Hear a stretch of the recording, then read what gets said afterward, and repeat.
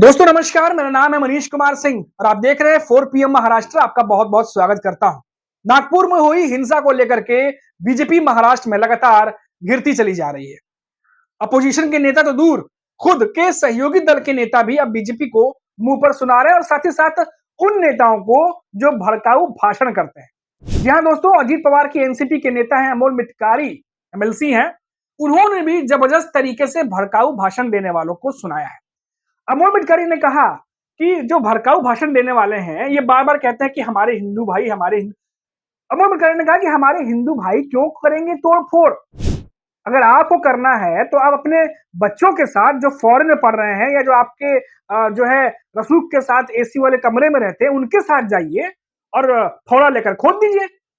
अगर आप ये करना चाहते हो तो आप करिए, उसके बाद जो कानून है, जो नियम है, उसके तहत देखा जाएगा आगे जो होगा, क्योंकि कानूनी कार्रवाई और जो कानून है उसके तहत ही सबको चलना है। और ऐसे में जो भड़काऊ भाषण दिए जाते हैं, अमोल मिटकारी ने साफ कहा कि जो भड़काऊ भाषण दिए जाते हैं उसका प्रभाव होता है, उसकी वजह से माहौल बिगड़ता है।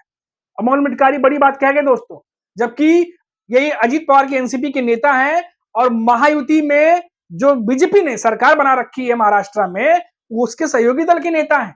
अब आप सोचिए कि जिस मामले को बीजेपी के नेता बार बार जस्टिफाई करने की कोशिश कर रहे हैं, नागपुर हिंसा पर जिम्मेदारी नहीं ले रहे हैं, सूचना के अभाव में यह घटना घटी है, एक फेल्योर है गृह मंत्रालय का, इस पर वो जो है जवाब नहीं दे रहे हैं। बात को तोड़ मरोड़ कर, छावा मूवी से जोड़कर और ये तमाम बातें सुनाई दे रही हैं। लेकिन क्या महाराष्ट्र की सरकार और गृह मंत्रालय का यह फर्ज नहीं था कि इस हिंसा को किसी भी तरीके से रोका जाए? क्योंकि बहुत सारे इंटरव्यूज हमने भी सुने दोस्तों और आपने भी देखे होंगे, सोशल मीडिया पर ही आ रहे हैं। और जो बड़े चैनल्स हैं, जो ट्रस्टवर्दी चैनल्स हैं, जिनके रिपोर्टर्स ग्राउंड पर रहते हैं, वो खुद इंटरव्यू कर रहे हैं और वहां के लोग बता रहे हैं कि फोन करने के बाद भी पुलिस काफी देर तक पहुंची। कई सारे सवाल हैं जिनका जवाब हमें जानना चाहिए। अब अमोल मिटकारी ने जो कुछ भी कहा है वो तो मैंने आपको बता दिया। साफ तौर पर कहा कि जो नफरती भाषण करते हैं उन्हीं को बोलिए कि आप अपने परिवार के साथ जाइए, फावड़ा लेके और खोद दीजिए कब्र को। आप दूसरों को क्यों बोलते हैं? आम हिंदुओं को, आम मुसलमानों को बरगलाना बंद करना चाहिए, बात अमोल मिटकारी ने साफ तौर पर कही है। वहीं दूसरी तरफ प्रणिति शिंदे कांग्रेस की नेता हैं, आमतौर पर देखा होगा आपने, उनके वीडियोस भी वायरल होते रहते हैं, उनके संबोधन भी जो है वो वायरल होते रहते हैं। प्रणिति शिंदे ने साफ तौर पर कहा कि जिस तरीके से राक्षसों को खून चाहिए होता है, ये प्रणिति शिंदे कह रही हैं, उसी तरीके से बीजेपी को दंगा चाहिए होता है।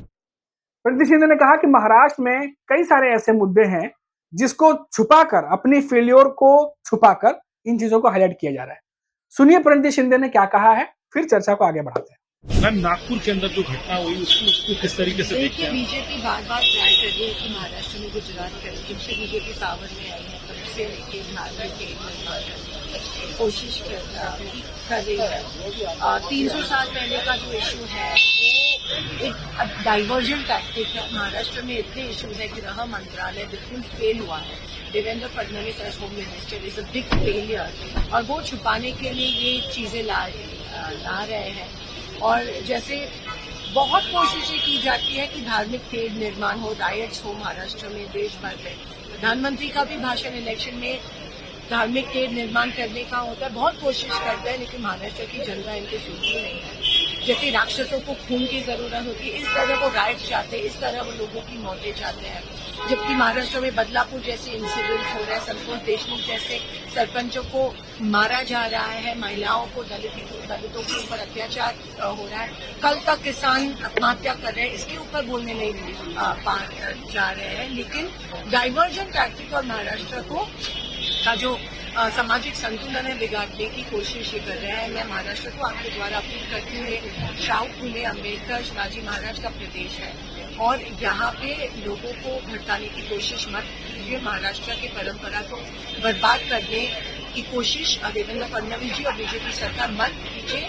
मैं आपसे विनती करती हूँ, क्योंकि देश भर में और महाराष्ट्र में इतने सारे प्रॉब्लम्स होने के बावजूद उस पर हमारी जनता आपसे उत्तर मांग रही है, जवाब मांग रही है और आप अटेंशन डाइवर्ट कर रहे हो। कल यहाँ पे मोदी जी की तुलना शिवाजी महाराज से, ये शिवाजी महाराज का अपमान था। शिवाजी महाराज के राज्य में कभी मणिपुर नहीं हुआ था, शिवाजी महाराज के राज्य में कभी किसानों की आत्महत्या नहीं हुई थी, शिवाजी महाराज के राज्य में कभी महिलाओं पे अत्याचार नहीं हुआ था। तो ये सबसे बड़ा अपमान है जो बीजेपी बार बार महाराज का करती है और देश में तनाव निर्माण करने की कोशिश करती है। शुक्रिया। तो देखा दोस्तों आपने, बीजेपी महाराष्ट्र में घिरी हुई है, इसमें कोई दो राय नहीं है। लगातार सवाल जो है वो पूछे जा रहे हैं, लगातार भड़काऊ भाषण देने वालों पर क्यों नहीं प्रतिबंध लगाया जाता, क्यों नहीं उन्हें रोका जाता, इस पर भी सवाल पूछे जा रहे हैं। आम लोगों को भड़काना बंद होना चाहिए, ये बात भी कही जा रही है।